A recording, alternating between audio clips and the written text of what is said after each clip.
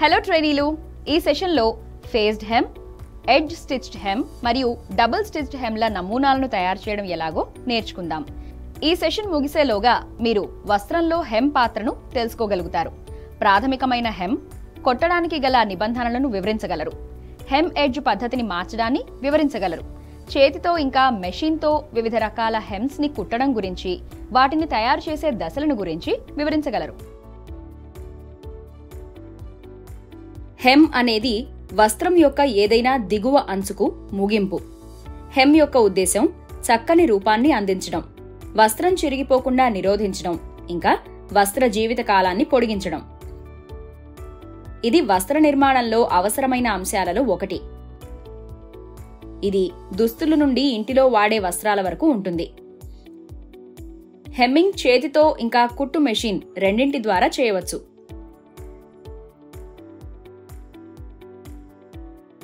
Him సృష్టించే ప్రక్రియను hemming అంటారు. ఇది ఫ్యాబ్రిక్ యొక్క మడత లేకుండా ముతక అంచుని లోపలికి మడవటం, కుట్లతో భద్రపరచడం, మృదువైన శుభ్రమైన ముగింపుని సృష్టించడం. హెమ్మింగ్ బట్టకి లోపల వైపు కొన్నిసార్లు సరైన వైపున చిన్న వాలుగా ఉండే కుట్లుగా కనిపిస్తుంది. ఈ కుట్లు చక్కగా ఉండాలి, ఇంకా హెమ్ను సురక్షితంగా ఉంచడానికి వీలుగా తగినంత దగ్గరగా ఉండాలి. వస్త్ర నిర్మాణంలో ఉపయోగించే హెమ్స్ కి 3 ప్రాథమిక రూపాలు ఉన్నాయి. అవి ఒక టర్న్ అప్ ఎడ్జ్, ఒక ఫేస్డ్ ఎడ్జ్, ఇంకా ఎన్క్లోజ్డ్ ఎడ్జ్. మూడింటిలో టర్న్డ్ అప్ ఎడ్జ్ సర్వసాధారణం. హెమ్మింగ్ పద్ధతి యొక్క ఎంపిక ఎక్కువగా వస్త్ర శైలి ఇంకా బట్టపై ఆధారపడి ఉంటుంది. ఎంపిక ఏమైనప్పటికీ కొన్ని ప్రమాణాలు ఎల్లప్పుడూ సరిగ్గా ఉండాలి. వస్త్రం సమానంగా ఇంకా మనోహరంగా వేలాడాలి. హెమ్ ఎలెవెన్స్ లో ముడతలు, వంకరలు, లంపీనెస్ ఉండకూడదు. అలంకారమైనదిగా ఉండాలంటే తప్ప పూర్తయిన హెమ్లు పూర్తిగా కనిపించకుండా ఉండాలి. హెమ్ను తయారు చేసే వర్గీకరణ ఇంకా విధానంలోకి అడుగుపెట్టే ముందు మీరు కొన్ని ప్రాథమిక నిబంధనలను తెలుసుకోవాలి. మొదటిది హెమ్ స్టిచ్. ఈ కుట్టు సరిహద్దులలో అలంకార కుట్టుగా ఉపయోగించబడుతుంది. సింగిల్ లేదా డబుల్ హెమ్తో పనిచేయడం ద్వారా విభిన్న డిజైన్లను సృష్టించవచ్చు. ఈ రకమైన కుట్టు కోసం నేత వస్త్రం తగిన ఫ్యాబ్రిక్. హెమ్ ఎలెవెన్స్ అనేది ఫ్యాబ్రిక్ యొక్క ముతక అంచు ఇంకా హెమ్ మధ్య వ్యత్యాసం. హెమ్ లైన్ అనేది కోటు, దుస్తులు లేదా స్కర్ట్ యొక్క దిగువ అంచు. ఇప్పుడు turning up the him edge పద్ధతిని చూద్దాం.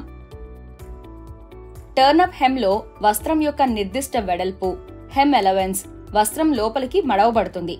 తర్వాత చేతితో మెషిన్ లేదా ఫ్యూజింగ్ ద్వారా భద్రపరచబడుతుంది. ఇది సాధారణంగా నమూనా డిజైన్లలో అందించబడిన హెమ్ రకం. దీని టర్నప్ మొత్తం నమూనాపై లైన్ లేదా వ్రాతపూర్వక సూచనల ద్వారా సూచించబడుతుంది. వస్త్రాన్ని కత్తిరించే ముందు ఈ ఎలెవెన్స్ ను చూసుకుని తనిఖీ చేసి అవసరమైతే మార్పులు చేసుకోవచ్చు. హెమ్ యొక్క ఆకారం నేరుగా లేదా వక్రంగా సాధారణంగా ఎంత బట్టని మడవాలనేది నిర్ణయిస్తుంది. నియమం ప్రకారం అంచు నేరుగా ఉంటే మడవాల్సిన బట్ట ఎలెవెన్స్ తక్కువ ఉంటుంది. అదే వంకరగా ఉంటే పెరుగుతుంది. దీనికి మినహాయింపులు పలుచని బట్టలు ఇంకా సాఫ్ట్ నిట్స్.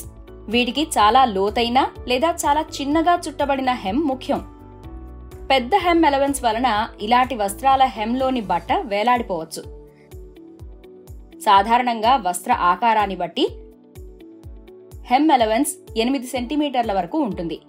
బాగా విస్తరించి ఉన్న డ్రెస్లకు ఇది 4 నుంచి 5 సెంటీమీటర్ల కన్నా మించకపోవచ్చు. హెమ్ ఎలెవెన్స్ చేసేటప్పుడు ఫ్యాబ్రిక్ బరువును కూడా పరిగణించాలి. ఫ్యాబ్రిక్ డిజైన్ కు హెమ్ కర్వ్ చాలా విపరీతంగా ఉంటే లేదా దాని డిజైన్ తో పోల్చితే వంకరగా అనిపించవచ్చు. అటువంటప్పుడు హెమ్ కుట్టడంలో కొంచెం సర్దుబాటు అవసరం కావచ్చు. ఒక హెమ్ చేతితో కుట్టే ముందు ముతక అంచుని చక్కగా పూర్తి చేయాలి. ఎంచుకున్న ముగింపు మొదట ఫ్యాబ్రిక్ లక్షణాలు, ఇంకా వస్త్ర శైలిపై ఆధారపడి ఉంటుంది. రెండవది వ్యక్తిగత ప్రాధాన్యతపై ఆధారపడి ఉంటుంది. లైనింగ్ ను కప్పి ఉంచే చోట కూడా అంచుని కప్పకుండా ఉంచవచ్చు. అంచు సులభంగా చిరిగిపోవచ్చు అనుకుంటే ఫ్యాబ్రిక్ కోసం కవర్ ఎడ్జ్ ని ఉపయోగించవచ్చు. మరింత ఫినిషింగ్ కోరుకునే సందర్భాలలో 2 ప్రాథమిక హ్యాండ్ హెమ్మింగ్ పద్ధతులు ఉన్నాయి. ఫ్లాట్ హెమ్మింగ్, ఇక్కడ కుట్లు హెమ్ అంచు నుండి వస్త్రానికి వెళ్తాయి. ఇంకా బ్లైండ్ హెమ్మింగ్, ఇక్కడ కుట్లు హెమ్ అలాగే గార్మెంట్ మధ్య ఉంటాయి. బ్లైండ్ హెమ్లు బరువైన బట్టలు, అల్లికలకు ఉత్తమంగా ఉంటాయి. ఎందుకంటే హెమ్ అంచు వస్త్రంలోకి నొక్కబడదు. మెషిన్ ద్వారా హెమ్ కుట్టడం గురించి ఇక్కడ కొంత సమాచారం ఉంది. మెషిన్ హెమ్స్ యొక్క ప్రధాన ఆకర్షణలు 2. ఒకటి వేగం అయితే రెండవది అదనపు దృఢత్వం. అవి అలంకారంగా కూడా ఉంటాయి.